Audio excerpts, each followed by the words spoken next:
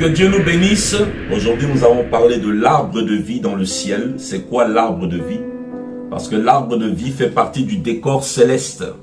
L'arbre de vie fait partie des réalités qui sont dans le ciel, que nous allons partir trouver dans le ciel. Alors nous sommes en train de nous efforcer. Nous sommes en train de chercher. Nous sommes en train de sonder les Écritures, de les méditer, pour voir un peu qu'est-ce qui nous attend. Dieu n'a pas dit tout ce qui nous attend. Ce qui est écrit est très peu par rapport à ce qui nous attend. Mais Dieu a écrit quand même, a permis que beaucoup de choses soient écrites. Apocalypse 22, parlons rapidement de l'arbre de vie. Verset 22, le verset 2. Au milieu de la place de la ville et sur les deux bords du fleuve, il y avait un arbre de vie produisant 12 fois des fruits, rendant son fruit chaque mois et dont les feuilles servaient à la guérison des nations. Amen. Vous voyez, un élément du décor céleste, l'arbre de vie. L'arbre de vie. L'arbre de vie. C'est quoi l'arbre de vie? Quand vous lisez Genèse chapitre 2, le verset 9, la Bible dit qu'au centre du jardin d'Éden, c'est pour ça que je vous ai dit que dans le ciel, il y a des jardins. Et psaume 23, si vous avez l'Esprit de Dieu, vous comprenez que c'est en même temps un psaume de réconfort, mais un psaume prophétique sur le ciel. Parce que au ciel, il y a un fleuve qu'on appelle le fleuve d'eau de la vie qui sort du trône de Dieu, qui correspond au fleuve qui traversait le jardin d'Éden. Éden veut dire délice. Et la Bible dit, fais de l'Éternel tes délices, il te donnera ce que ton cœur désire. Et l'homme a été créé à l'image et la ressemblance de Dieu. Et c'est pour cela que Dieu a, le décor en fait que Dieu a planté correspond au décor de Dieu. Maintenant, cela veut dire qu'au ciel, il y a un jardin. Au ciel, il y a des jardins, parce que David parle des prairies. Donc, dans le ciel, le Seigneur, le jour où tu vas aller au ciel, le Seigneur va te montrer des prairies verdoyantes. Le ciel, il n'y a pas seulement qu'une cité, il y a aussi de la nature. La Bible nous dit qu'il y a une montagne aussi dans le ciel. La montagne de Sion. Il y a la montagne de Sion terrestre, il y a la montagne de Sion céleste. Au ciel, donc, quand il y a de l'eau, même la nature nous enseigne les lois spirituelles, l'eau engendre toujours de la végétation. Donc, l'eau céleste produit de la végétation. Donc, non seulement il y a un fleuve dans le ciel, mais il y a un arbre qu'on appelle l'arbre de vie. Mais je vais vous démontrer que l'arbre là n'est pas seul, qu'au ciel il y a d'autres arbres. C'est parce que là, la Bible se concentre sur l'arbre de vie. Et cet arbre de vie, nous en entendons parler dans Genèse chapitre 2, le verset 9, parce que je vous donne les références. Je n'ai pas le temps de lire pour gagner du temps. Je vous donne les références. Genèse chapitre 2, verset 9. La Bible dit que dans le jardin d'Éden, au milieu du jardin, il y avait deux arbres. L'arbre de la connaissance du bien et du mal, qui n'est pas l'arbre pour faire le bien et le mal, mais l'arbre pour connaître le bien et le mal. Parce que tout ce que Dieu est, Dieu l'a disposé dans le jardin. Et l'arbre de vie, qui lui était là pour communiquer et soutenir la vie éternelle que Adam et Ève avaient déjà reçue. Et sur tous les arbres, il n'y avait pas d'interdiction. La Bible dit que tous les arbres étaient beaux à voir, bons à manger. L'arbre interdit de la connaissance du bien et du mal, dont le fruit n'est pas une pomme, nous ne savons pas quel genre de fruit c'est. Peut-être c'est un fruit qui n'existe même pas sur la terre, Dieu est souverain. Cet arbre-là, il ne fallait pas y toucher. Mais par contre, sur l'arbre de la vie, qui était aussi au milieu du jardin, il n'y avait pas d'interdiction. Il n'y avait pas d'interdiction. Et là, vous voyez, là aussi, on nous dit, au milieu de la ville, Dieu a déposé l'arbre. Exactement comme dans le jardin d'Éden. Donc, certainement que dans cette ville, il y a un grand jardin. Il y a un grand jardin dans cette ville. Et de la même manière que dans nos villes, il y a des jardins, il y a des parcs. Donc, dans la cité céleste, en dehors de la cité, il y aura des jardins, il y aura des arbres. Mais dans le ciel, en dehors de la cité, Dans le ciel, il y a des jardins. Mais dans la cité elle-même, il y a un jardin. Et ce jardin-là correspond en fait au jardin d'Éden terrestre. Mais ça, c'est le jardin d'Éden céleste qui existait déjà avant la création du monde terrestre. Et là, la Bible dit que du côté, la Bible dit au milieu de la place de la ville et sur les deux bords du fleuve. Maintenant ici, laissez-moi aller un peu plus loin que d'habitude. Il y a trois interprétations possibles. Il y a trois interprétations possibles. Je n'en fais pas une doctrine. Mais c'est pour ouvrir votre esprit à vous qui aimez méditer et vous qui allez peut-être étudier ce texte après. Soit l'arbre sort du milieu des eaux et ses racines sont étendues des deux côtés.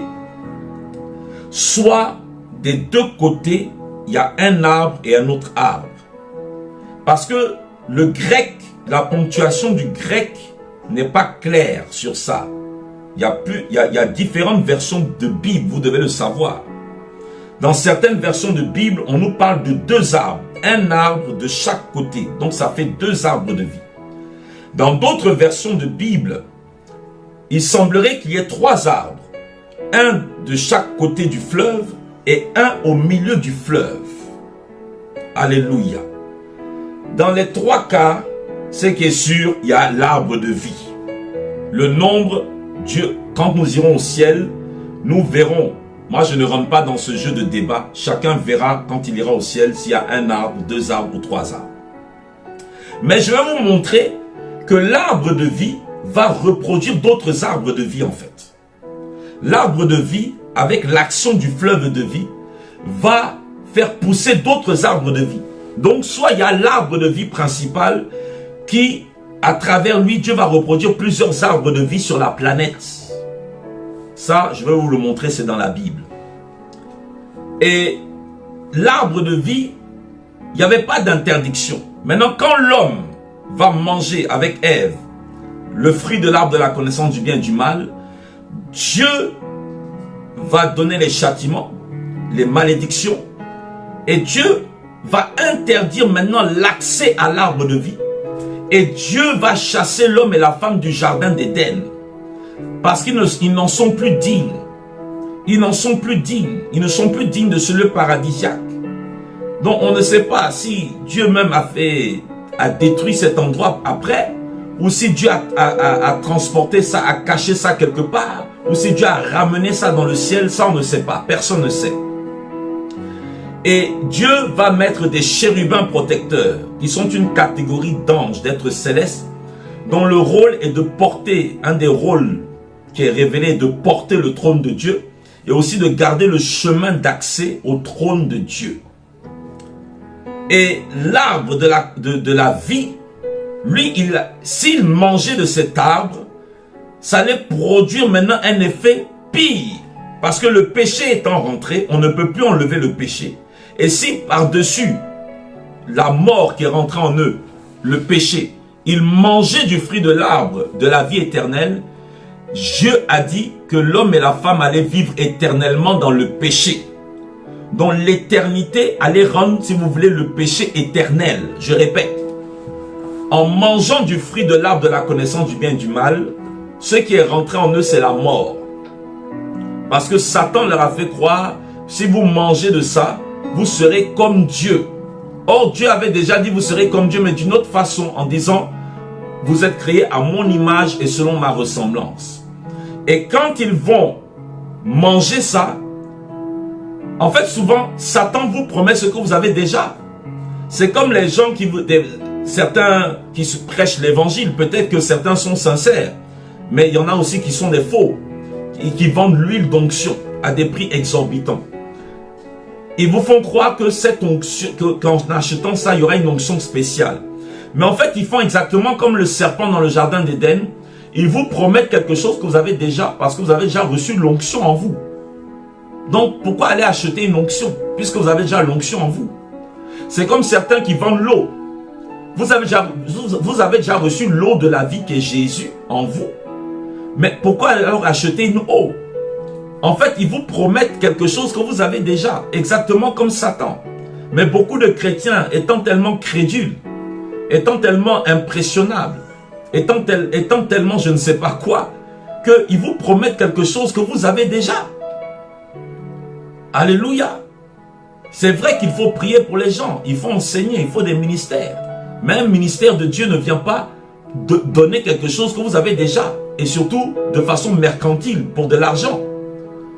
Donc, quand ça s'est passé, et quand ça s'est passé, ils n'ont rien reçu de nouveau.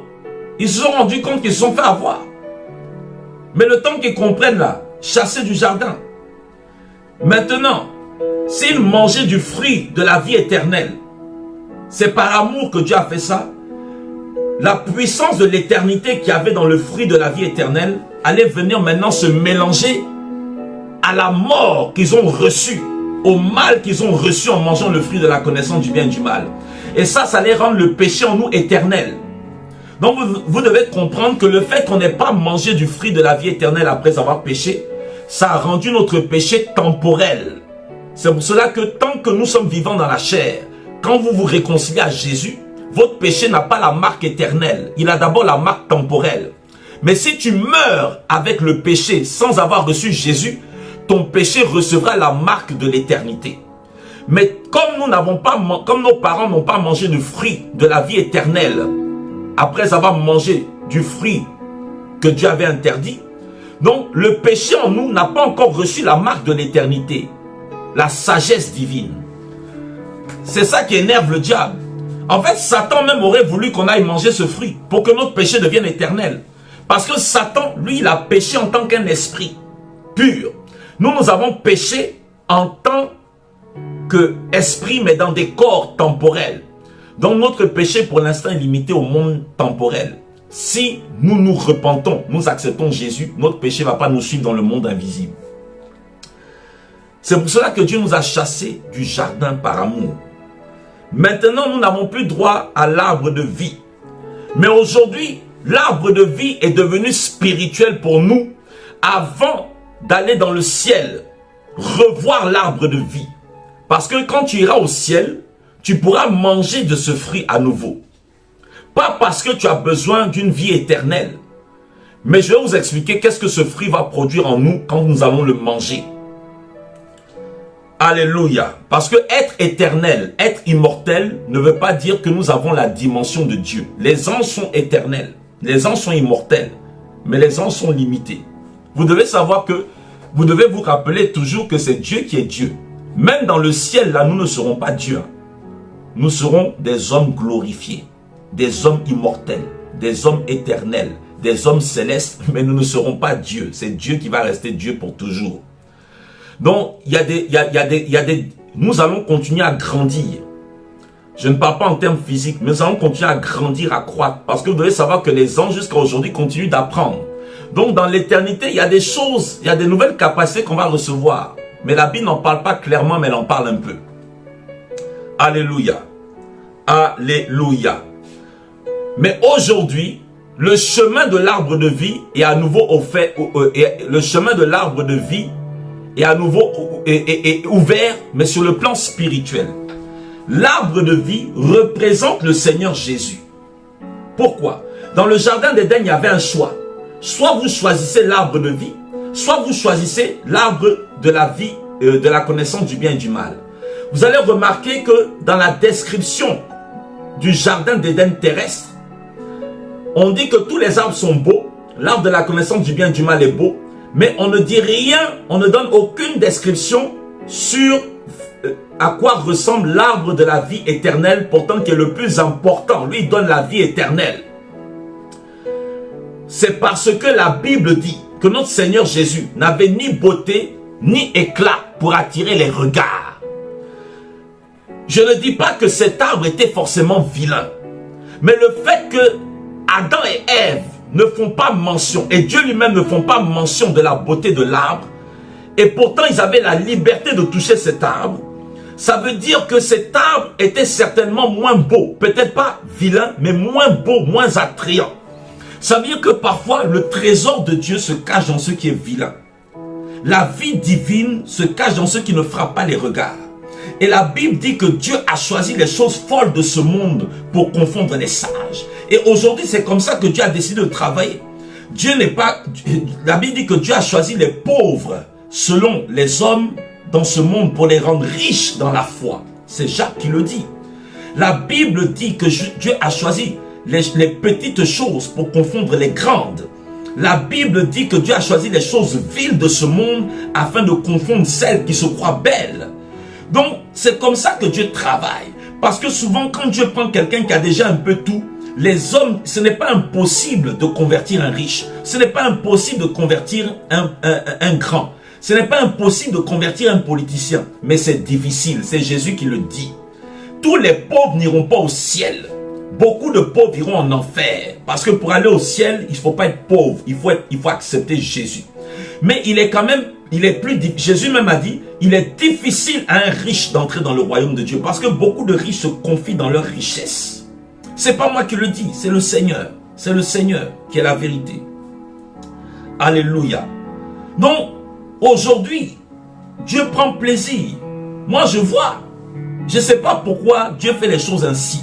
Ce n'est pas totalement général. Mais c'est une réalité concrète qu'on voit. Moi, je vois, il y a des assemblées. Hein. Les gars, ça prêche bien. La chorale est jolie. Je ne vise personne. Mais il y a des assemblées comme ça. Et être une petite assemblée ne veut pas dire que c'est de l'humilité. Tout est une question de choix de Dieu, de décision de Dieu. Mais ce qui est bizarre, vous avez beaucoup d'églises où parfois, malgré toute cette organisation, cette puissance financière, ces gros bâtiments,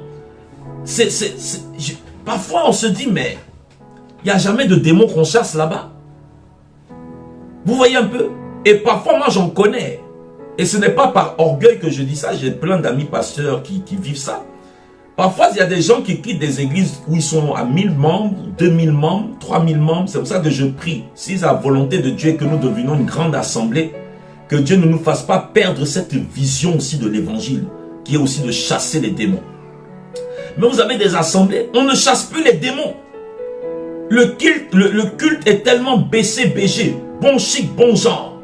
C'est-à-dire c'est chic, la louange est chic, tout est chic, tout est bobo, tout est magnifique, tout est joli. Mais si même parfois le Saint-Esprit vous saisit avec force, on vous emmène dehors, on vous emmène dans une autre pièce. Parfois on va vous dire, non, maîtrisez-vous. La Bible parle du fruit de l'esprit, de la maîtrise de soi-même. On n'a pas dit de maîtriser le Saint-Esprit. Bon, il y a des gens qui exagèrent toujours. Parfois, ce n'est pas le Saint-Esprit. Ils aiment tomber comme ça. Hein, parce qu'ils veulent toujours que des gens viennent les toucher. Je ne sais pas pourquoi. Mais il y a des personnes, elles ne font pas exprès. La gloire de Dieu les saisit. L'onction divine les prend. Mais il y a des églises... Parce qu'ils ont atteint un niveau où dans leurs églises, il y a des ambassadeurs, dans leurs églises, il y a des préfets, dans leurs églises, il y a des avocats, dans leurs églises, il y a des ingénieurs en génie civil, dans leurs églises, il y a des ingénieurs en ponts et chaussées, dans leurs églises, il y a des banquiers. Donc il faut que quelque part le culte ressemble à cette catégorie sociale. Ça, c'est pas l'évangile du royaume de Dieu. Ça, c'est pas l'évangile du royaume de Dieu. Dans l'évangile du royaume de Dieu, tu es comme Jairus, qui est un gars qui a beaucoup d'argent. Tu es comme Jairus, qui est le chef spirituel de la synagogue de la ville. Tu es comme Jairus, qui est nanti, et puis tu te mets à genoux devant Jésus. Dans le royaume de Dieu, tu es comme cet homme petit de taille, rappelez-moi son nom, qui est monté sur un sycomore, qui était riche, mais par escroquerie. Quand il a vu Jésus, il a vu son péché, il a vu la lumière, il dit aujourd'hui là, ma vie doit changer. Il s'est humilié. Lui, un grand homme respecté dans la cité. Il est monté comme un boy. Il a grimpé sur son sycomore. Tout le monde s'est dit, mais qu'est-ce qu'il y a? D'habitude, c'est toi qu'on... Hein? Parce que dans le royaume de Dieu, là, quand il s'agit d'adoration, quand il s'agit de louer Dieu, quand il s'agit de danser pour l'Éternel, on devient comme David qui était le roi. Un roi prophète. Un roi sacrificateur. Bien qu'il n'était pas de la tribu des sacrificateurs. Et tu tombes ta tunique, tu enlèves ta couronne. C'est ça le royaume. Mais non, mais il y a certaines églises, ça prêche ça, mais ça ne vit pas ça. Et à l'œil nu. Et il y a des églises comme ça, moi j'en connais. J'ai même reçu des personnes, quand on a fini de chasser les démons là, ils nous ont laissé, ils sont retournés dans leurs églises mortes là. Bon, je ne vais pas dire qu'il n'y a pas Jésus là-bas, mais pour moi c'est mort. Pour moi c'est mort. Nous, ce n'est pas nous qui avons le plus d'onction. On n'a pas tous les dons. Nous devons honorer les dons et les grâces de chacun. Mais moi je ne comprends pas ce genre d'église où on ne chasse pas les démons. Ce genre d'église, ça c'est un évangile psychologique. Non, un démon se chasse. Un démon se maltraite. Un démon se menace. Un démon là, la force n'est pas dans le cri. La force est dans le Saint-Esprit qui est en toi. Mais un démon là, on peut crier sur lui. Tout ça c'est écrit dans la Bible. Alléluia. Gloire à Dieu. Je ne sais pas pourquoi je parle de ça. Mais comprenez que le royaume de Dieu, c'est une question de choix. Parce qu'ils ont préféré choisir l'arbre de la connaissance. Il y a des moments là, ce n'est pas la connaissance qui sauve, c'est power qui sauve. Il y a des moments là, ce n'est pas les grands discours qui sauvent, c'est le feu. Il y a des moments, ce n'est pas les grands discours qui sauvent, c'est crier au nom de Jésus, dégage. Il y a des moments là, c'est la vie de Dieu qu'on doit recevoir. C'est pas le grec, c'est pas l'hébreu, c'est pas tout ça. Il y a des moments là, c'est une bonne imposition des mains remplies du feu du Saint-Esprit. C'est ça qui doit agir. C'est la vie de Dieu. C'est la vie de Dieu. Nous avons besoin de la vie de Dieu. Nous avons besoin de la vie de Dieu. Et vous savez, quand la vie de Dieu vous pénètre, les microbes là, ils savent qu'il y a la vie, qu'il y a la mort. Quand la vie de Dieu vous pénètre là, et la Bible dit c'est un choix. Tu choisis quoi? Les apôtres, Jésus leur a dit, le Saint-Esprit viendra sur vous. Ils ne savaient pas dans combien de temps. Mais le Saint-Esprit est venu 10 jours après.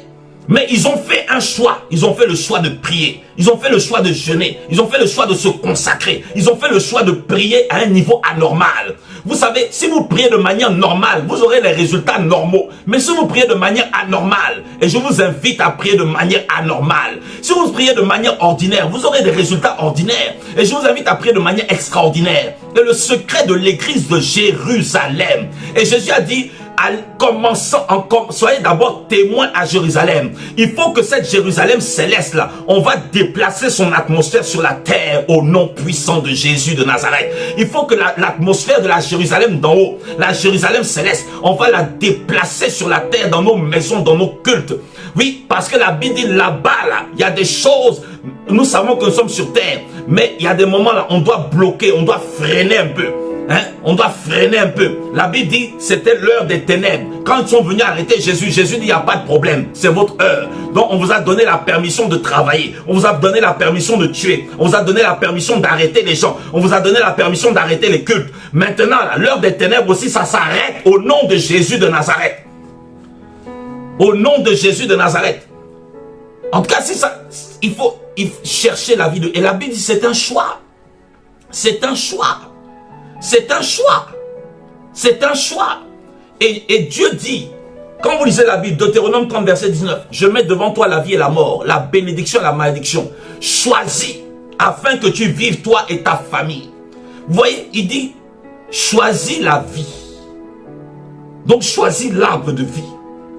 Et le même choix va revenir avec Jésus et Barabbas. Pilate même qui est un païen va vouloir sauver Jésus. Lui-même, il va être étonné. Il va dire, mais cet homme-là n'a rien fait. Il est juste. Donc, il va sortir Barabbas, un méchant, un criminel, un voyou. Il s'est dit ça, je sors le méchant, le voyou le plus terrible de la prison, le meurtrier le plus dégoûtant. Et puis, je le pose là. Et puis, on va voir qu'ils vont choisir. Certainement qu'ils vont choisir de sauver Jésus. À son grand étonnement, tellement l'esprit satanique était rentré dans le cœur de ces hommes, ils ont choisi Barabbas. Ils ont dit crucifier Jésus. Pilate même a dit amenez-moi de l'eau. Il y a un problème. Comment on peut choisir un psychopathe et puis à sauver et puis on laisse quelqu'un comme ça? À ce moment-là, ils ont reproduit le choix de la vie et de la mort. Mais aujourd'hui, celui qui a choisi Jésus, il a choisi la vie. En Jésus, tu ne vois pas l'arbre de vie, mais cet arbre de vie représente le Seigneur Jésus-Christ. La vie est un choix. la vie est un choix, mes amis. Et la vie éternelle est un choix. Le paradis est un choix. Le ciel est un choix. C'est ce que je suis venu vous dire ce matin. Le ciel, là, Dieu n'a pas interdit à quelqu'un d'aller au ciel. Mais Dieu a disposé le ciel pour tout le monde. Dieu a préparé le ciel pour tout le monde. L'enfer a été créé pour Satan et les démons. C'est ce que la Bible dit. L'enfer n'a pas été créé pour les hommes. Et le ciel, l'enfer a été créé pour Satan et les démons. Et le ciel a été créé pour les hommes. Mais malheureusement, beaucoup d'hommes iront en enfer. Et peu d'hommes iront au ciel par rapport aux hommes qui iront en enfer. Mais grâce à Dieu, nous serons quand même beaucoup là-bas. Alléluia. Et la Bible dit ce fruit, quand tu iras au ciel, qu'est-ce qui va se passer?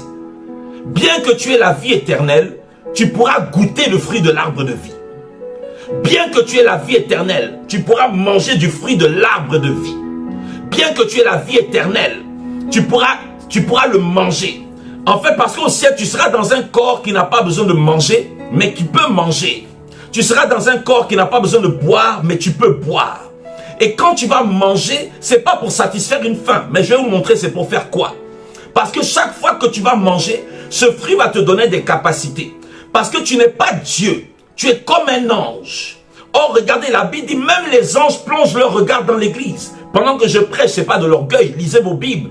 Les anges, chaque fois qu'un homme de Dieu prêche, chaque fois que tu pries, chaque fois que tu enseignes, parce qu'il y a ce qu'on appelle la prière prophétique. La prière prophétique, c'est plus toi qui pries, c'est le Saint-Esprit à travers toi. Donc le Saint-Esprit est Dieu, le patron des anges.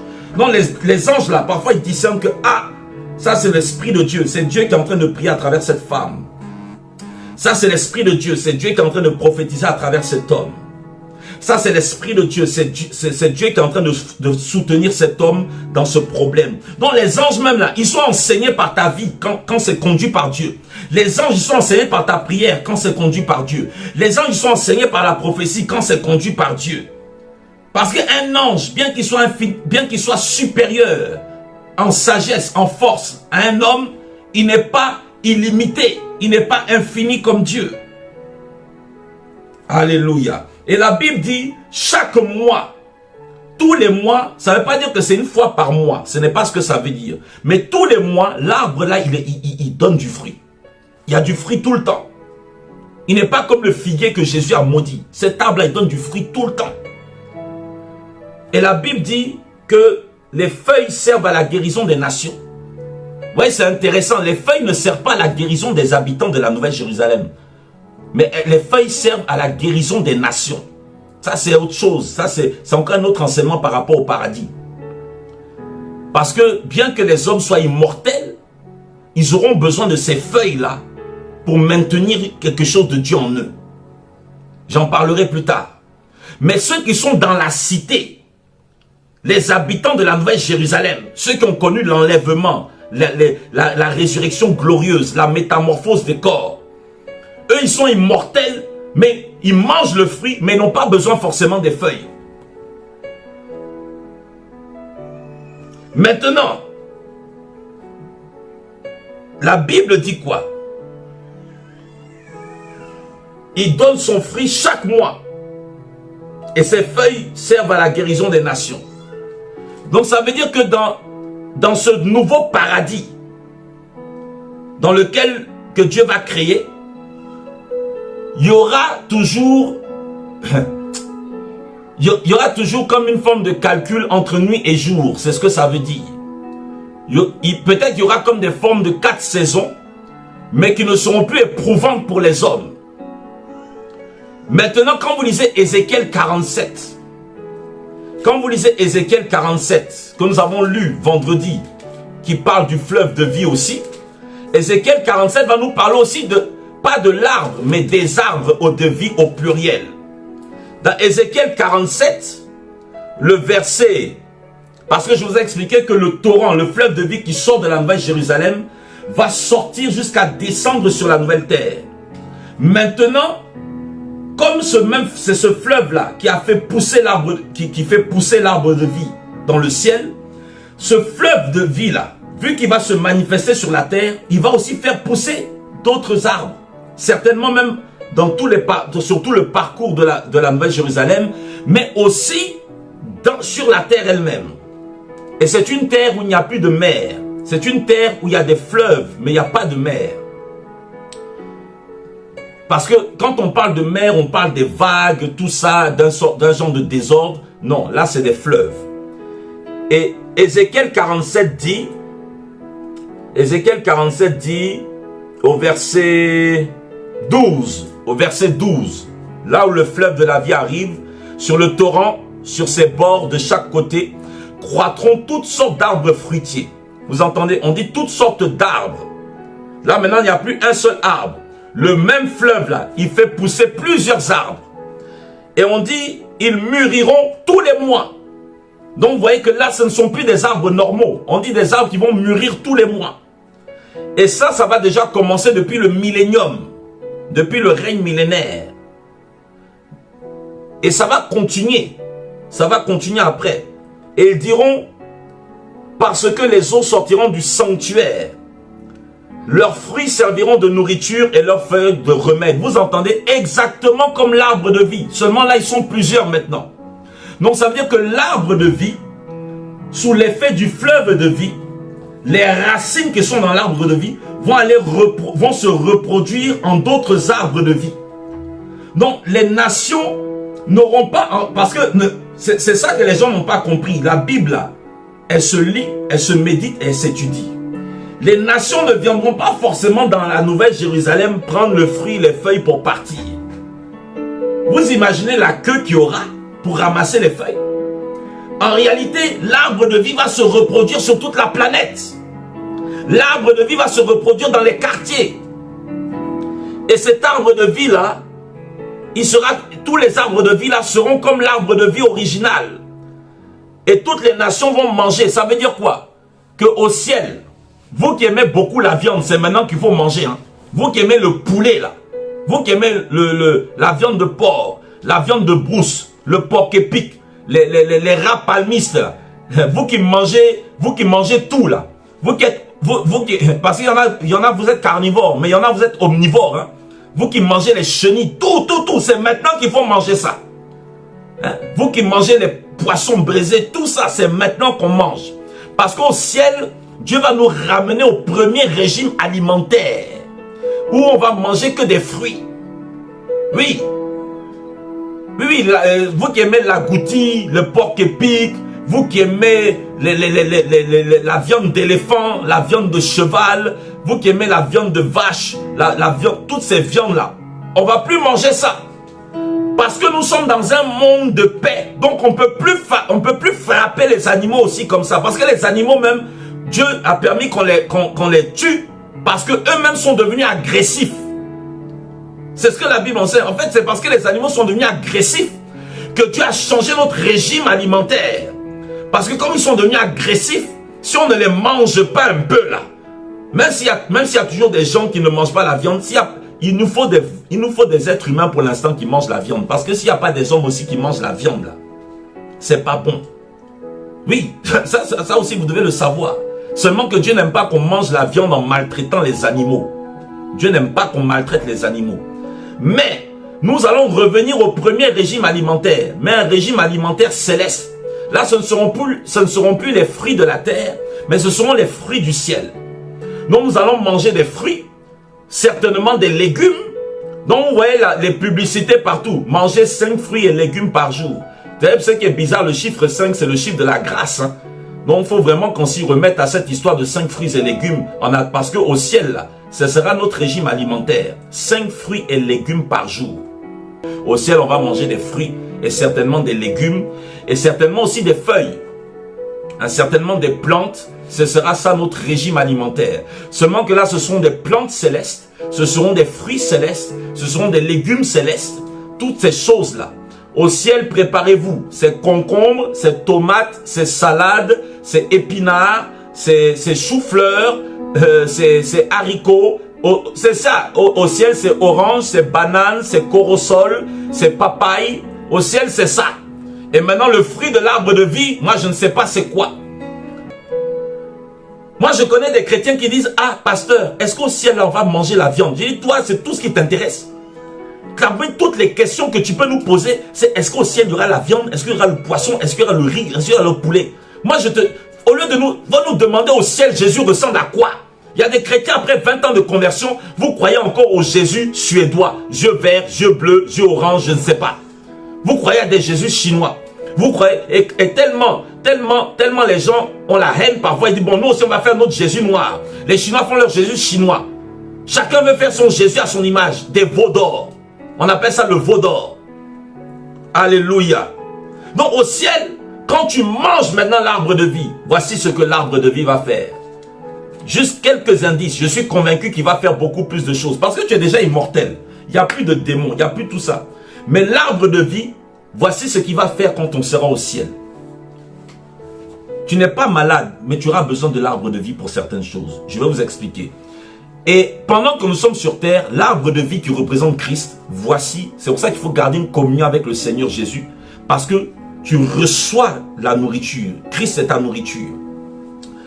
Proverbe 3, verset 18. Au verset 16, la Bible dit, cherche la sagesse et l'intelligence. Verset 18 de Proverbe 3 dit, elle est un arbre de vie pour ceux qui la saisissent. Et ceux qui la possèdent sont heureux. Vous entendez? Le livre des Proverbes là.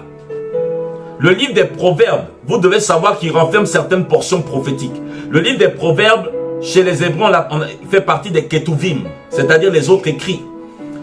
Dans nos Bibles, dans les écoles théologiques, on appelle ça des livres de la sagesse, des livres poétiques. C'est parce qu'ils parlent des notions de la vie, du comportement. Mais même là-dedans, il y a des portions prophétiques. Et la Bible dit, dans Proverbe 3, 18, la sagesse et l'intelligence, quand tu les acquiers, elles sont un arbre de vie pour ceux qui la saisissent. Ça veut dire quoi? Au ciel, je vous ai dit, tu es dans un corps glorifié. Au ciel, tu es dans un corps immortel. Mais au ciel, tu ne connais pas tout. Au ciel, tu n'as pas la connaissance de tout. Parce que même l'archange Michael ne connaît pas tout. Non, au ciel, quand Dieu te permettra de manger de l'arbre, du fruit de l'arbre de vie. Parce qu'au ciel, il n'y a pas que le fruit de l'arbre de vie, il y a d'autres arbres. Mais quand tu mangeras du fruit de l'arbre de vie, le fruit de l'arbre de vie, d'éternité en éternité, va augmenter ta sagesse. Ah, gloire à Dieu.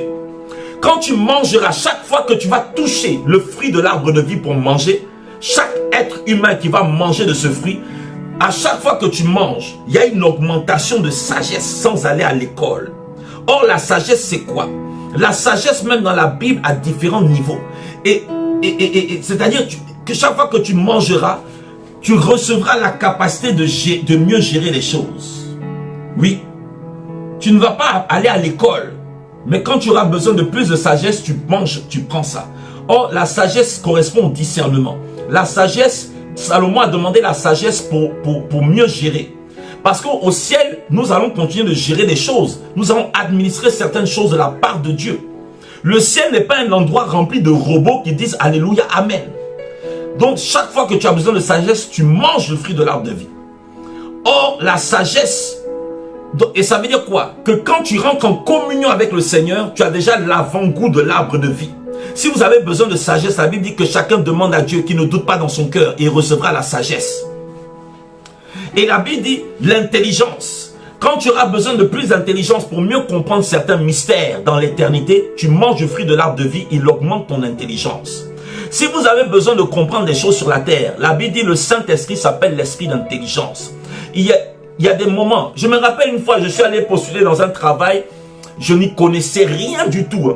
Les gars m'ont demandé, est-ce que vous savez taper à l'ordinateur? Franchement, je tapais comme un escargot. J'ai dit, oui, je sais. Il dit, vous pouvez? J'ai dit, oui, je peux. Le verset qui est revenu en moi, je puis tout par Christ qui me fortifie. Je suis rentré. L'entretien, c'était un lundi. Hein. J'étais stressé comme ça. J'ai dit, comment je vais faire? Je ne sais pas taper. Et si les gars sont à côté, ils vont voir. Et ils vont me virer. J'ai prié pendant une semaine. J'ai dit, Seigneur, voici mes doigts. Rends-moi capable. Donne-moi la sagesse. Donne-moi l'intelligence pour comprendre où sont les touches rapidement. Comment les touches fonctionnent. Tout. Mes amis, j'ai galéré 2 jours. Hein. Le troisième, j'ai galéré 2 ou 3 jours. Je ne sais pas. Au bout de 2-3 jours, il fallait me voir. Je tape ici. Je rentre, je sors. Pourquoi? Parce que Christ est notre sagesse. Même la Bible dit que tous les trésors de la sagesse et de la connaissance sont cachés en Christ. Mais dans le ciel, voici ce que ça va produire. Parce qu'au ciel, il y a des mystères. C'est pas dès que tu rentres, tu connais tout. On va se connaître entre nous, surnaturellement, mais on va pas connaître tout. C'est Dieu qui connaît tout. Et d'éternité en éternité, là, on va découvrir des choses sur Dieu, sur l'univers, sur le troisième ciel, sur la terre, sur les galaxies visibles, les galaxies invisibles. Et donc nous aurons besoin de l'arbre de vie. C'est lui qui va augmenter continuellement de gloire en gloire la sagesse et l'intelligence. Proverbe 11, verset 30. Le fruit du juste est un arbre de vie, et le sage s'empare des âmes. L'arbre de vie, quand tu vas le manger, il va augmenter ta justice. Il va augmenter ta compréhension de la justice divine. Parce que nous entrons au ciel par grâce. Mais dans ce ciel-là, nous allons mieux appréhender ce que la sainteté de Dieu.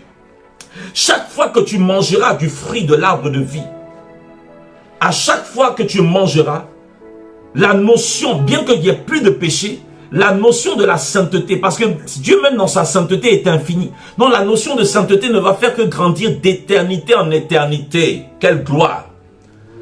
Et sur la terre des hommes, tu as besoin d'être en communion avec le Saint-Esprit, avec l'Esprit de Dieu, pour marcher dans la justice. C'est ce que ça veut dire. Quand tu manifestes la justice, c'est que l'arbre de vie est dans ta maison. L'arbre de vie habite dans ton cœur. La troisième chose que le fruit de l'arbre de vie va faire, vous trouvez ça dans Proverbe 13, verset 12. Proverbe 13, verset 12. Ça, c'est ce que Dieu m'a dit ce matin que je vous donne comme ça. Hein. Je n'ai pas lu ça dans un livre. Proverbe 13, verset 12. Je vous donne ça à chaud. Je n'ai pas eu le temps même de trop méditer ça. Proverbe 13, verset 12.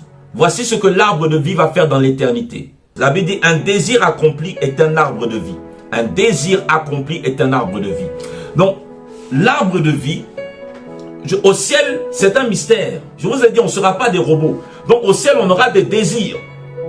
Au ciel, on aura encore des désirs. On aura encore certains désirs. On n'est pas des machines. Donc, certains désirs, et là, je ne vais pas mentir, que Dieu n'a pas révélé en détail, mais les désirs que nous aurons, des saints désirs, des saintes envies, seront assouvis par l'arbre de vie. Quand nous mangerons du fruit de l'arbre de vie, ça va alimenter notre désir. Ça va, parce que la Bible dit, un désir accompli est un arbre de vie. Mais, et ça correspond à quoi? Que Dieu est un Dieu qui tient ses promesses. Ça veut dire que sur la terre, quand tu pries, quand tu as une promesse de Dieu sur ta vie, quand tu as reçu une prophétie de Dieu, même si elle tarde, elle va s'accomplir. C'est la manifestation de l'arbre de vie, mais dans son côté patience. Parce qu'un arbre, quand tu sèmes la graine de la parole, il faut laisser les racines pousser dans le cœur, il faut laisser le tronc germer dans ton âme, il faut laisser les branches s'étendre dans ton esprit, il faut laisser les feuilles sortir sur ta vie, et il faut laisser ton être manifester le fruit de l'Esprit de Dieu, et afin que Dieu accomplisse ses promesses. Donc, ce que Dieu t'a promis, ça veut dire que ce fruit-là va combler toutes sortes de désirs en nous. Il va nous aider à accomplir des choses qu'on ne peut pas accomplir.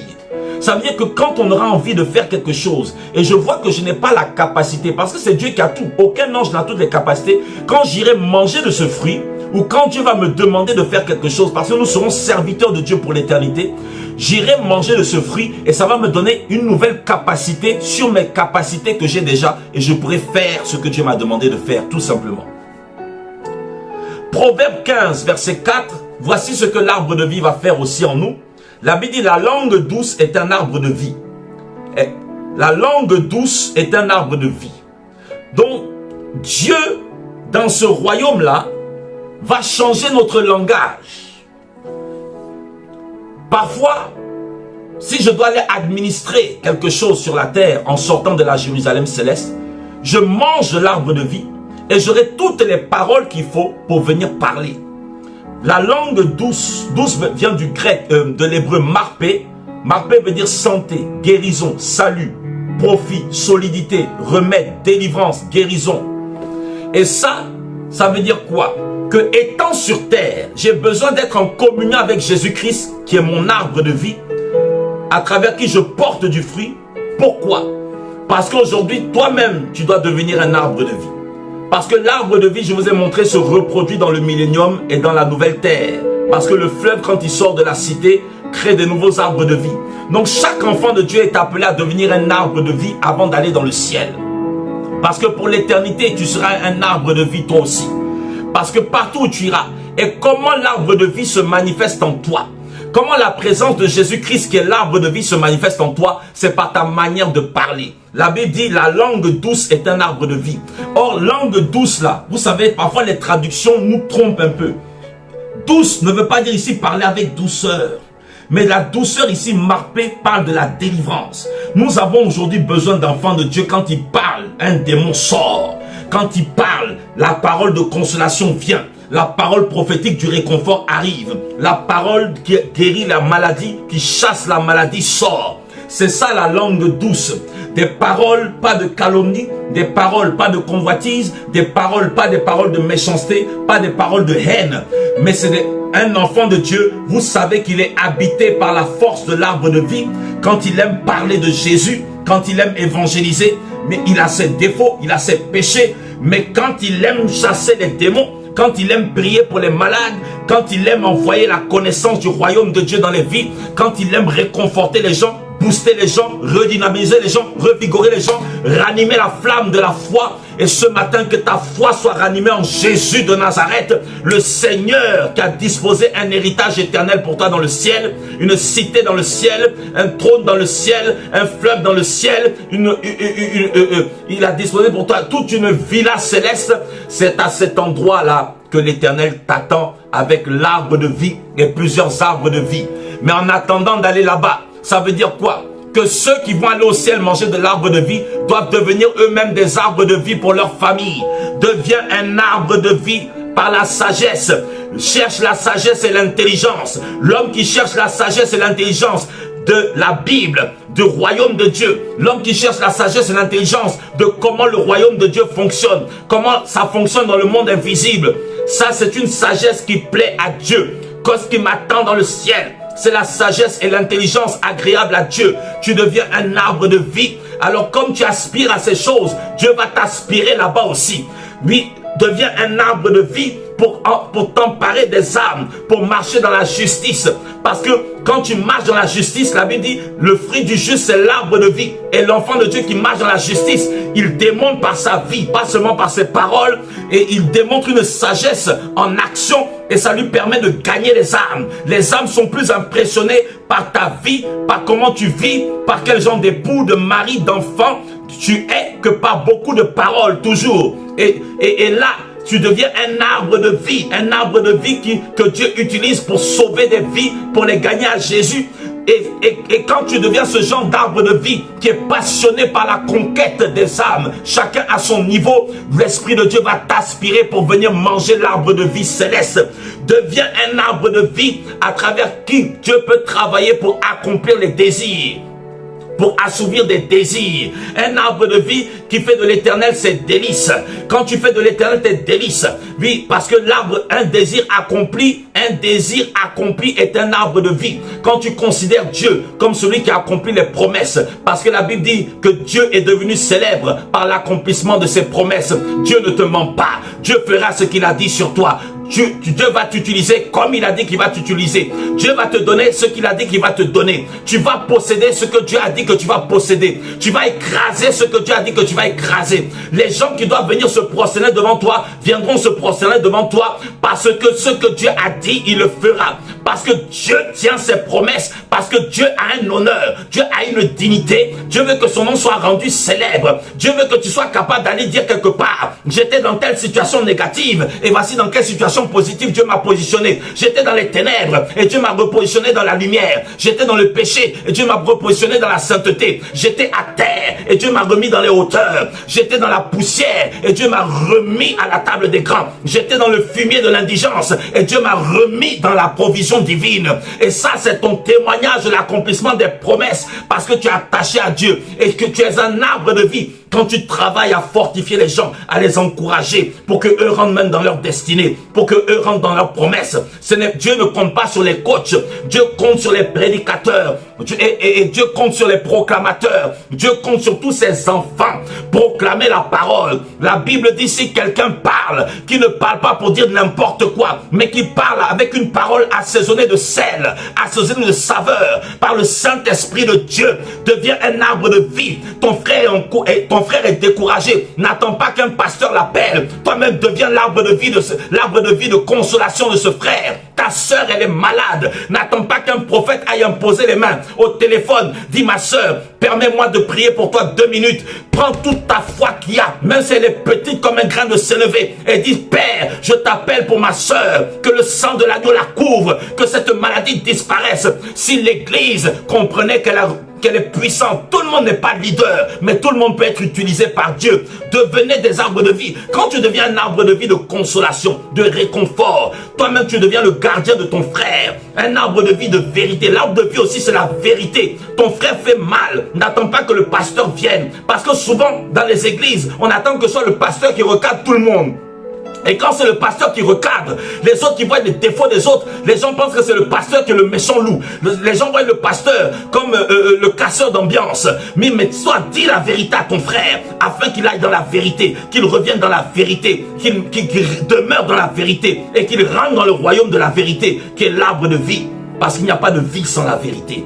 Mais console ton frère, console quelqu'un, réconforte quelqu'un, intercède pour quelqu'un, prie pour quelqu'un, encourage quelqu'un, relève quelqu'un, dis la vérité à quelqu'un, parle de Jésus à quelqu'un, tu seras un arbre de vie. Tous ceux qui manifestent la sève, oui, tu es comme un arbre, et la Bible dit que tu es comme un arbre planté près d'un courant d'eau. Mais laissez-moi vous citer ce verset, Dieu me le met à cœur, ce verset très connu, Psaume chapitre 1 verset 1, ce verset-là, Psaume chapitre 1 verset 1, l'Esprit de Dieu me dit, dis-leur, si vous voulez être de véritables arbres de vie, il faut laisser certaines choses.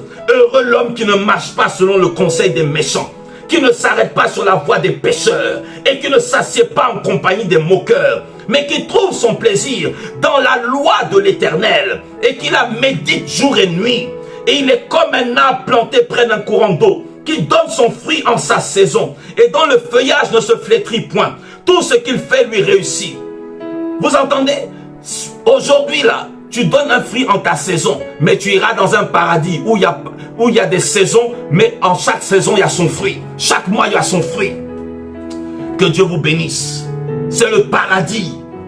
Jésus est déjà là, mais nous devons aller le voir maintenant. Il y a des réalités qui nous attendent. Il y a des réalités qui nous attendent. Accepter Jésus ne veut pas dire être membre d'église d'abord. Accepter Jésus ne veut pas dire être dans le téléphone du pasteur. Accepter Jésus, c'est pas parce que le pasteur a prié pour toi. Accepter Jésus, c'est pas parce que le pasteur t'a baptisé. Accepter Jésus, c'est pas parce que le pasteur t'impose les mains. Accepter Jésus, ce n'est pas avoir la bouteille d'huile d'onction de l'église. Accepter Jésus, ce n'est pas chanter dans le groupe musical avec une belle voix. Accepter Jésus, ce n'est pas être pasteur, diacre, tout ça. Parce que dans le mystère de l'onction, là, parfois Dieu peut nous utiliser pendant qu'on l'énerve. Accepter Jésus de Nazareth, c'est le recevoir comme le seul Seigneur. Et le recevoir comme Seigneur veut dire qu'on se place en obéissance, on lui fait allégeance. Accepter Jésus, c'est reconnaître que Dieu est venu sur la terre sans péché dans ce corps humain et que nous ne le méritions pas. Et Dieu a décidé de devenir l'ami du pécheur que je suis en donnant sa vie pour moi. Et après 3 jours, il est ressuscité d'entre les morts pour démontrer qu'il a vaincu la mort. Ce n'est pas le Jésus de l'islam où on dit que c'est Jean qui a pris sa place et puis Jésus est monté au ciel. Ce Jésus, nous n'en voulons pas. Notre Jésus n'a pas fui la mort. Il n'a pas fui la mort parce qu'il était faible. Il n'a pas fui la mort justement parce qu'il était fort. Il avait le pouvoir de rentrer dans la mort, de donner sa vie et de récupérer la mort. Faut envoyer des émojis. Ça, je suis sûr, c'est un musulman qui me suit. Hein, moi, je ne vais pas sur les forums musulmans pour détraquer ou distraire les gens. Mais que vous le vouliez ou pas, dans un pays là, hein, même quand on n'a pas voté un président, hein, il demeure ton président. Même le président que tu n'as pas voté, il est le président. Si vous êtes en France, que vous avez voté un concurrent, aujourd'hui, quand on vous parlera du président de votre pays, on dira, Emmanuel Macron. Tu veux pas, ton président, c'est Emmanuel Macron. Même si tu es en transition, même si tu as un titre de séjour, ton président, c'est Emmanuel Macron. Que tu l'as voté ou pas, c'est comme ça que ça se passe. Je ne connais aucun homme. Oui, tous les prophètes qui ont existé, ils sont morts. Certains même parfois ont leur tombeau. Certains, il y en a certains on ne connaît pas, mais certains on voit leur tombeau jusqu'à aujourd'hui. Les os ont pourri là-bas. Ils sont tous là-bas. Mais la seule religion, c'est l'homme parfait, le Dieu qui est venu en forme humaine. Il s'appelle Jésus-Christ de Nazareth. Certains dans leur langue l'appellent Yeshua, d'autres l'appellent Jesus, d'autres l'appellent Yahushua, d'autres l'appellent Jesus Christos. Peu importe comment on l'appelle, oui, peu importe comment on l'appelle, c'est le nom au-dessus de tous les noms. C'est le nom qui dérange, c'est le nom qui dérègle, c'est le nom qui détraque. C'est le seul nom que les hommes, même païens, ont jugé digne dans leur païennage, dans leur impiété, de déclarer qu'il y a un temps avant Jésus, il y a un temps après Jésus. C'est le seul nom libérateur, c'est le seul nom qui opère des miracles jusqu'à aujourd'hui. Oui, aujourd'hui là, il y a des gens qui font des miracles. Je reconnais la véracité de ces miracles. Mais la Bible dit, si ces miracles ne sont pas faits au nom de Jésus, ça c'est des faux miracles. Mais il y a un seul miracle qui se fait dans un nom. Quand vous dites au nom de Jésus, étant rempli de l'esprit, recherchant le Seigneur Jésus, il y a toujours quelque chose qui se passe. Même si vous ne le voyez pas, quelque chose se passe. C'est le seul nom. Le nom de Jésus est le seul nom que les musulmans veulent toujours dénigrer. Le nom de Jésus est le nom que les juifs veulent toujours dénigrer. Le nom de Jésus, c'est le nom dans toutes les religions. Nous là, on n'insulte pas le nom des autres leaders. Mais ce nom-là, il est toujours insulté. Quand ce nom-là, nous les chrétiens, quand quelqu'un n'est pas chrétien, nous on le frappe pas, on l'oblige pas. Mais dans les autres religions, nous quand quelqu'un même là s'est converti à une autre religion, on va pas le rejeter en l'insultant ou en cherchant à le tuer. Parce que nous là, nous n'avons pas une religion simple. Nous avons la vraie spiritualité. Nous avons le cœur de Dieu dans notre imperfection. Nous avons l'amour. Nous avons connu l'amour incarné. Nous avons connu la parole incarnée, la vie incarnée. Aucun homme n'est rentré dans la mort et ressorti de la mort. Il y a des hommes qui ont été ressuscités avant Jésus, mais tous ceux qui ont été ressuscités avant Jésus ont été ressuscités par l'intermédiaire de la prière d'un autre homme, soit d'un saint prophète. Mais Jésus s'est ressuscité lui-même en disant, j'ai le pouvoir de donner ma vie et j'ai le pouvoir de la reprendre. Jésus est sorti du tombeau avec allégeance des anges. Jésus est sorti du tombeau comme un soleil levant. Jésus est sorti du tombeau avec la puissance éternelle. Jésus est sorti du tombeau. Écoutez-moi bien, je vous ai parlé de l'arbre de vie et ce matin je vais t'inviter par amour, que tu sois musulman, que tu sois athée, que tu sois incroyant, que tu sors d'une famille religieuse, que tu sois même évangélique de tradition, pentecôtiste de tradition, baptiste de tradition, œuvre et mission de tradition. Oui, je ne sais pas, peu importe la dénomination, ce n'est pas la foi c'est ta foi qui va te sauver. Avoir un papa pasteur ne sauve pas. Avoir un père spirituel que Dieu utilise puissamment ne sauve pas. Avoir un prophète, ça ne sauve pas. Avoir un apôtre de Jésus, ça ne sauve pas. Ce qui sauve, c'est d'avoir Jésus dans sa vie. Jésus est le seul qui console véritablement. Jésus est le seul qui sauve véritablement. Dans toutes les religions de la terre, quand vous leur demandez comment est-ce qu'on va être sauvé, même dans les religions monothéistes, ils n'ont aucune assurance parfaite. Mais nous avons l'assurance des assurances. Parce que notre grand frère, notre Seigneur, notre roi, notre époux, notre Dieu a donné sa vie pour nous. Il nous a rachetés. Nous sommes devenus sa propriété. Oui, alors que vous allez dans l'islam, c'est la foi par les œuvres, c'est les 5 piliers. Ils eux-mêmes ne savent pas. Ils disent que Allah va, c'est sur une balance. Oui, vous allez chez les juifs, eux-mêmes là, beaucoup sont juifs par culture. Beaucoup même ne croient même plus en Yahweh. Au moins 50% des juifs, c'est une coutume qu'ils pratiquent. Eux-mêmes ne savent pas. Beaucoup de juifs même croient que l'enfer n'existe pas. Si l'enfer n'existe pas, de quoi avons-nous été sauvés? Jésus est le seul digne de recevoir respect et honneur. Il est le seul qui ne vient pas nous imposer la foi en nous effrayant. Il nous présente juste la vérité. Jésus est celui à qui nous nous accrochons. Il est l'arbre de vie. Et dans le jardin d'Éden, l'homme a échoué. Alors Jésus est revenu dans un jardin qu'on appelle jardin de Gethsémané. Il a vaincu la tentation que Adam et Ève n'ont pas vaincu dans le jardin d'Éden. Et après sa résurrection, il est ressuscité aussi dans un jardin. Et Marie de Magdala, d'autres femmes l'ont pris pour le jardinier. Parce que Jésus est le jardinier de nos vies. Jésus est celui qui est venu jeter la semence de la parole. Il est le jardinier qui jette la semence de la parole. Il est le jardinier qui nous arrose avec l'eau du Saint-Esprit. Il est le jardinier qui nous entoure de sa muraille de feu. Il est le jardinier qui nous défend des bêtes sauvages qui veulent venir dévorer la fleur que tu es. Il est le jardinier qui va venir opérer la récolte de la vigne que tu es. Il est le jardinier qui va venir opérer la récolte des prémices pour ceux qui auront la gloire et l'honneur d'être enlevés par lui. Il est le jardinier qui va venir récupérer tous ceux qui vont passer par les souffrances terrestres pour les emmener avec lui. Il est le jardinier qui va opérer la dernière récolte au temps de la fin. Il est celui qui a été établi le juge des vivants et des morts. Personne n'est comme Jésus. Tous les prophètes sont des poltrons. Moi-même je suis un poltron. Moi-même je suis un peureux. Jésus est le seul qui a pris tout son courage. Il a souffert tout seul. Il est mort tout seul. Il a porté la souffrance des hommes tout seul. Il est parti dans le tombeau tout seul. Il est parti dans le séjour des morts tout seul. Une seule entité. Le Dieu fait homme. Sous la chair est morte, mais Dieu n'est pas mort. Le Dieu qui était dans cette chair-là, il est ressuscité.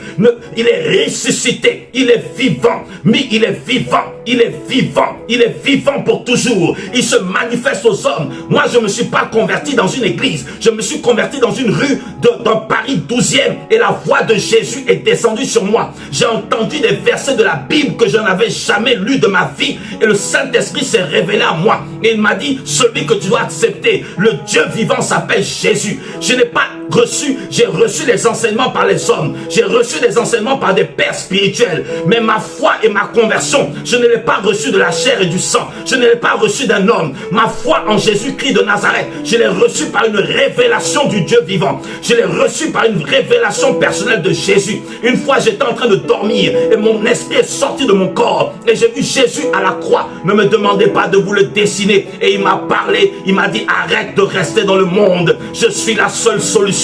Je suis le seul chemin. Je reviens bientôt. Je suis le roi de l'univers. Jésus est dangereux. Aucun prophète n'a sa carrure. Aucun apôtre n'a sa stature. Jusqu'à aujourd'hui, même nous qui passons sur les réseaux sociaux, du pasteur le plus inconnu au pasteur le plus célèbre, personne, nous sommes tous des poussières devant Jésus. Nous sommes tous dans sa main. Même Satan est dans la main gauche de Jésus de Nazareth. Il a écrasé la tête du serpent. Tout ce que Satan fait là, c'est de la rigolade. Il nous a donné le Saint-Esprit. Nous sommes armés. Aujourd'hui là, mettez votre foi en Jésus de Nazareth. Je t'invite à le recevoir.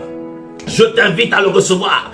Si tu as été déçu par une église, si tu avais changé d'avis sur Jésus, il y a un homme qui m'a dit un jour, je n'ai plus confiance en Jésus à cause des hommes de Dieu. Ne change pas d'avis, ne change pas d'avis. L'homme de Dieu n'est pas Jésus, le pasteur n'est pas Jésus, l'apôtre n'est pas Jésus, le docteur n'est pas Jésus. Un homme va toujours te décevoir. Un leader peut être dur, un leader peut être exigeant, un leader peut avoir son caractère. Jésus, mais ne change pas d'avis. Un leader peut pécher, un leader peut fauter. Sépare-toi du leader qui a fauté. Sépare-toi du leader qui marche dans les ténèbres, mais ne te sépare pas de ton capitaine, de ton général, de ton leader, de ton patron. C'est Jésus de Nazareth. Ce matin, abat tout esprit anti-Jésus, abat tout esprit anti-Christ. Oui, aujourd'hui, nous avons toutes sortes d'évangiles. Jésus ne prêche pas la polygamie. Jésus ne prêche pas de goûter des femmes dans la fornication avant le mariage. Tous qui croient en ça. Moi, je ne cherche pas les âmes pour remplir l'église. Je cherche à remplir vos cœurs avec Jésus. Vous tous qui croyez en ça, vous avez commencé à être envoûtés par un autre évangile, un ange de Satan. Vous tous qui mettez votre foi dans des bouteilles d'huile, dans des dîmes exorbitantes, dans des choses bizarres. Vous croyez que c'est en construisant des bâtiments. Je ne suis pas contre les bâtiments. Nous avons besoin de bâtiments. Nous avons besoin d'endroits pour nous réunir. Mais vous qui croyez que parce que vous avez donné beaucoup d'argent à un pasteur, ton argent peut acheter un pasteur. Ton argent peut acheter l'amour d'un pasteur. Ton argent peut acheter l'affection d'un homme de Dieu. Ton argent peut acheter la religion d'un homme. Mais ton argent ne peut pas acheter le Dieu vivant. Jésus a tous les trésors. Oui, ton argent ne peut pas acheter l'arbre de vie. Ton argent ne peut pas acheter le fleuve de vie. Ton argent ne peut pas acheter la nouvelle Jérusalem. Ton argent ne peut pas acheter les fondations de la nouvelle Jérusalem. Ton argent ne peut pas acheter le corps de jaspe de l'Éternel. Jésus de Nazareth, il est le Dieu vivant. Il est le Dieu véritable. Il est le Dieu glorieux. glorieux. C'est le seul et unique Dieu. Voilà, point barre à la ligne. Gloire à Jésus de Nazareth. Nous n'avons pas peur. En Jésus, nous savons où nous partons. Quand vous allez dans le bouddhisme, ils ne savent pas où ils partent. Vous allez dans l'hindouisme, eux ils croient au karma. Aujourd'hui tu es ressuscité, tu es réincarné en papaye. Plus tard, si tu as été une bonne papaye, tu seras réincarné en chat. Si tu as été un bon chat, tu seras peut-être réincarné en homme. Si tu as été un mauvais homme dans cette vie, tu seras réincarné en poulet. Ça là, c'est du n'importe quoi. Nous ne croyons pas en la réincarnation, nous croyons en la résurrection. Jésus n'est pas dans le catholicisme avec un purgatoire à dormir debout. En Jésus, quand tu meurs, tu es jugé. Oui, c'est quelle histoire de purgatoire? On a cherché Dieu toute notre vie et puis on est dans une antichambre où on va douter. Avec Dieu, nous avons l'assurance de notre salut. Jésus a tout accompli. Jésus a tout terminé. Jésus a tout finalisé. Maintenant, serrons nos cœurs. Si tu pèches aujourd'hui, si tu as péché ce matin, demande pardon à Jésus. Il est l'avocat des avocats. Avec Jésus, ce qui est merveilleux, il est en même temps l'avocat de la défense. Il est en même temps le juge. Il est tout. Il te défend, il te protège. Et puis il proclame. Il dit, parce que cette personne a mis sa foi en moi, tout est effacé. En Jésus-Christ, autant l'Orient est éloigné de l'Occident, autant tes péchés sont éloignés de ta vie. En Jésus-Christ, autant Dieu efface un brouillard, autant les nuages sont effacés de ta vie comme il efface tes péchés. En Jésus-Christ, tes péchés ne sont pas couverts, ils sont effacés. En Jésus-Christ, la gloire de Dieu est sur toi. En Jésus-Christ, tu es un propriétaire céleste. En Jésus-Christ, si tu meurs aujourd'hui, destination le ciel. Aucune religion, aucun homme. Oui, dans les religions, on vous dira c'est de l'orgueil. Comment tu peux dire que moi je sais que si je meurs aujourd'hui, je suis sauvé? Je ne le dis pas par mes œuvres, mais je le déclare par l'œuvre du roi des rois, Jésus de Nazareth. Alléluia. C'est une question de révélation. Là on a, voilà, Jésus se révèle. Jésus se révèle. Le nom le plus combattu, le nom le plus haï. Parce que Satan n'aime pas ce nom, il met dans le cœur des hommes. Parce que nous, on va pas chez les bouddhistes. Parce que nous, les chrétiens, on est polis. Nous, les enfants de Dieu, on est polis. Nous, on ne vient pas insulter les gens. On ne vient pas insulter les autres prophètes. On ne vient pas insulter les autres. Hein? Nous, même si on ne croit pas là, nous, on ne met pas d'injures. Parce que nous croyons que nous, en tant que nous avons la parole de Jésus. La parole de Jésus-Christ qui dit, même si tu dis à quelqu'un imbécile, tu vas aller en enfer. Parce que notre Jésus là, il a un degré de moralité qu'aucun prophète nous a enseigné sur la terre et qu'aucun prophète ne nous enseignera. Nous, quand les bouddhistes font leur tour, on ne va pas vous déranger. Nous proclamons son règne. Jésus est le roi des rois, le roi des nations. Il est le roi des cieux. Que ça plaise ou pas, c'est Jésus qui règne. C'est Jésus qui est Dieu. Que Dieu vous bénisse. Paix, bénédiction, bonheur à tous ceux qui aiment le Seigneur Jésus-Christ. Alléluia. Alléluia. Bénissons le Seigneur. La Bible dit de ne pas répondre à l'insensé, mais la Bible dit de répondre à l'insensé. Il y a quelqu'un qui vient là. Moi, l'Esprit de Dieu m'a dit, tu es musulman. Donne ta vie à Jésus. Jésus t'aime. Ce n'est pas une question de sourate controversée. C'est une question que avant même qu'il y ait une Bible, avant même qu'il y ait un Coran, qu'il y ait le Coran, avant même qu'il y ait la Torah, la loi de Dieu est dans notre conscience. Et ta conscience te dit que tu vas mourir un jour. Et ta conscience te dit que parmi tous les hommes là, qui a vaincu la mort? Personne n'a vaincu la mort. Le seul qui a vaincu la mort s'appelle Seigneur Jésus de Nazareth. Arrêtez de suivre ceux qui ont été vaincus par la mort. Suivez celui qui a vaincu la mort. Ça, ce n'est pas une question de théologie. Ça, c'est ton âme. Arrêtez de suivre un pasteur bêtement. Même si tu es amoureuse du pasteur, même si tu es amoureuse de la prophétesse, ne le suis pas parce que tu es amoureux. Suis-le parce que c'est la vérité. Suis-le parce qu'il glorifie Jésus. Ne suis pas quelqu'un parce que le Saint-Esprit l'utilise avec des dons magnifiques. Mais suis quelqu'un parce qu'il suit lui-même Jésus. Suis quelqu'un pas parce qu'il prophétise juste, pas parce qu'il prêche avec éloquence, pas parce qu'il chasse bien les démons. Mais suis quelqu'un parce qu'il cherche à ressembler à Jésus. Dans son imperfection, il cherche à ressembler à Jésus. Suivez ceux qui cherchent à ressembler à Jésus. Ne suivez pas quelqu'un parce qu'il est célèbre. Maintenant, la célébrité vient de Dieu. Si ça vient de Dieu, arrêtez de soupçonner les gens aussi qu'ils ont forcément touché le feu étranger ou un fétiche. Dieu est libre d'élever qui il a envie d'élever. Mais suivez ceux qui veulent ressembler à Jésus et qui le glorifient. Père, nous te bénissons ce matin. Père, nous te glorifions. Père, nous t'exaltons. Alléluia.